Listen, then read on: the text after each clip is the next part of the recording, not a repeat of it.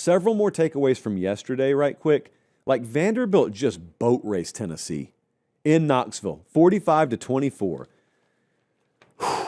These are not typos, I'm told. 582 total yards. What, combined? No, just Vandy. They ran for 314 on Tennessee. So if you do the math on that, if you start in Knoxville and you run for as many yards as Vandy did, I think you get like halfway back to Nashville. I think. Thereabouts. Metric system stuff there. Outrushed them 314-83. This was just thorough second half destruction. This was a team that showed up with a little bit of a sugar high, that being Tennessee. And then there was another team that showed up on a mission, and that was Vanderbilt. Vanderbilt's the better team. They emphatically proved that. And it's an absolute shame what the situation looks like it is right now. If I am to believe the AP poll, which dropped Vanderbilt a spot, I'm not kidding about that. They dropped them a spot after this game. If I'm to believe that, and I'm to believe that that pretty consistently reflects the opinion of the playoff committee, then Vanderbilt's going to get no tangible benefit or no tangible reward from this game. And it's a great win. And I am telling you, if you imagine nothing more than a logo switch, and you look at that resume, you slap an LSU logo or you slap a Texas logo on Vanderbilt's resume, I have zero doubt in my mind they're in the playoff. You know it. I know it. Everyone knows it. And the other shame of it is they beat South Carolina early in the year on the road. South Carolina was 11th at the time. Well, no one cares anymore because South Carolina's not a top 10, top 15 team. LSU was number 10. Brian Kelly's still there when they came to Nashville to play Vandy. Vandy beat them. No one cares. You don't get credit for it anymore. LSU season fell off a cliff. Missouri was 15 when you beat them. And then Missouri's quarterback went out in that game, and Missouri's season went off the rails. No one cares. You don't get credit for it. So they had a lot of quality wins, or so they appeared early midpoint of the season. And specifically, South Carolina and LSU did not hold up their end of the bargain. And they're as responsible for Vandy not making the playoffs as Vandy is. I mean, Vandy's 2 losses are at Alabama and at Texas. So you keep that 10-2, and you go back to July, and you tell anyone, Vandy's going 10-2. I'm asking what seed they are, not whether they're going to make the playoff. I'm asking, are we about to see Vandy host a playoff game in Nashville? And right now, they need help to get in. It just blows my mind, man. Good for them, though. Good for Clark Lee and Vanderbilt. And they re-signed him. So Clark's staying at Vanderbilt, which means Barton Simmons is staying at Vanderbilt, our local neighborhood GM here. And they are making some recruiting headlines lately as well, I see. Oklahoma 17, LSU 13.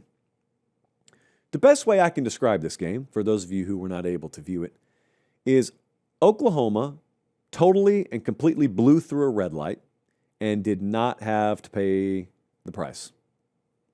We've all done it before. You just go right through a stop sign, you go right through a red light, and it's like nothing happens, and you look back and you, oh man, I just ran a red light.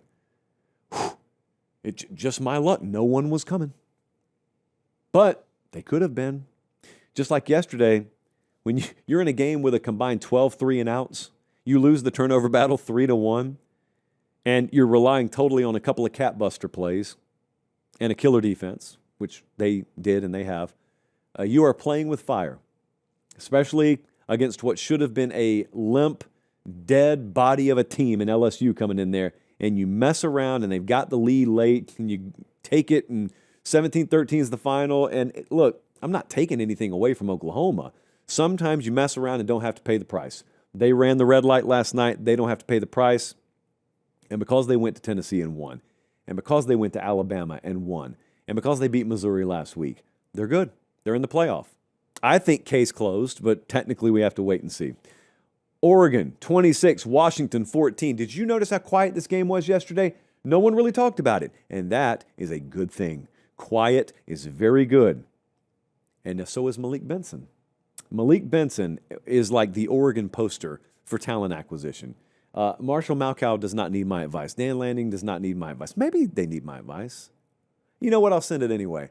That guy needs to be put on the cover of any kind of art or literature that you're sending out to guys, because Malik Benson wasn't an Oregon recruit. He was a Bama recruit, and he went to Bama, didn't do a whole lot. And then Florida State got him, and he didn't do anything there. And then Oregon got him. So Bama and Florida State had shots. And yet it's Oregon where he's going off 5 catches, 102 yards, and a touchdown yesterday. They're going to get a home playoff game at Oregon. They went on the road this year and beat Penn State, beat Iowa, and beat Washington. And I know people in the South look at that and turn their nose up at it. Those are very, very hard places to go. Just like you guys talk about South Carolina, even when they're bad, that's a tough place to play. Well, Washington's a whole lot better than South Carolina this year. And so that's a tough place to play with a half-decent team. And Oregon took care of business. Penn State, I think we all know, that was a different cup of tea earlier in the year than they were late in the year, although I think you'll be shocked to hear what I'm about to say in just a second about Penn State as it relates to the ACC. They got 3 weeks now at Oregon. 1, 2, 3 weeks to get healed up. Are we going to get Moore back? DeCorian Moore, you going to be okay? Evan Stewart, we're going to see him again. Gary Bryant, host of other guys battling bumps and bruises and worse. 3 weeks. And then it's playoff time in Eugene, Oregon. Hey, do me one favor right here. Look down. Are you subscribed to the channel? If you are, thank you. If you're not, please click subscribe. It helps us keep the show free and free of corporate interference. All right, that's it for me. Back to the clip. You may be thinking to yourself, we're almost an hour into the show, and yet suspicious in her absence is a certain guest that we have on from time to time. I'm not looking for anything other than my chapstick press. Can't find it. Oh, hold on. I don't want chapped lips for the Sarah McLachlan special. You know how it is. So let's apply. Look, I'm not going to beat around the bush. There's only one place I could go for the Sarah McLachlan special. It's not a program. It's an entire conference, or at least something that used to be a conference. The ACC is the Sarah McLachlan special. A team from Texas lost late at night in California, and it has potentially cost the Atlantic Coast Conference a spot in the playoffs. That is the realignment hell that we have found ourselves in. The doomsday scenario for the ACC, once thought to be dead, is actually very much alive. We are a Duke win away in the ACC championship game from that conference potentially being shut out of the playoff. What? That's not possible. Yes, it is. Yes, it is. It is very possible. FanDuel hit me up before the show, and they would like to inform you, to really hammer home the current state of affairs in the ACC, that no matter whether Virginia wins the ACC championship or Duke wins the ACC championship, either of them would be over a field goal underdog against Penn State. Is Penn State going to a bowl game?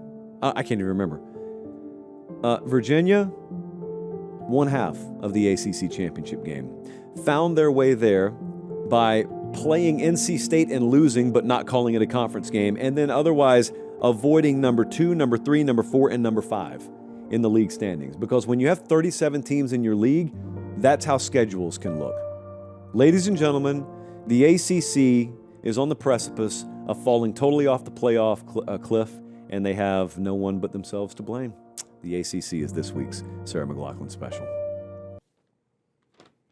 Never thought I'd see the day. The Big 12 is pretty straightforward. Texas Tech legally assaulted West Virginia 49-0 yesterday. They are now a 13.5-point favorite against BYU in the Big 12 championship game this Saturday. I think that is one of the few chaos scenarios that we'll talk about later. If Texas Tech wins that thing, it's pretty straightforward. The only thing we wonder is, what do they get, a 5 seed? Do they actually get into the top 4 and get a first-round bye? Remains to be seen. But I do want to point this out before we move on. I know it was very sleepy and it was off the radar and it was in Oklahoma State and no one cares. It is my proud duty to inform you that Iowa State finishes this season 8-4. People in Athens, Georgia saying 8-4, big deal. Yeah, people in Columbus, Ohio, gross, 8-4. Well, at Iowa State, they have finished above 500 in conference play 10 times in the entire history of the program. Matt Campbell is responsible for 8 of those 10. But by all means, keep looking elsewhere in your coaching searches. You guys seem to have it all figured out. The G5 AAC championship game, North Texas minus 2.5 against Tulane. It's Friday night. The Sun Belt, JMU, the Fighting Prezes, as we call them around here. They're a 21.5-point favorite against Troy. And look, Either one of those winners from the AAC is likely going to the playoff. JMU may very well go to the playoff, and we are headed for chaos. We are headed for some really difficult conversations when it comes to G5 inclusion in the playoff. Don't worry. I'll be here. The mic will be on, and we'll charge it up, and we'll be ready.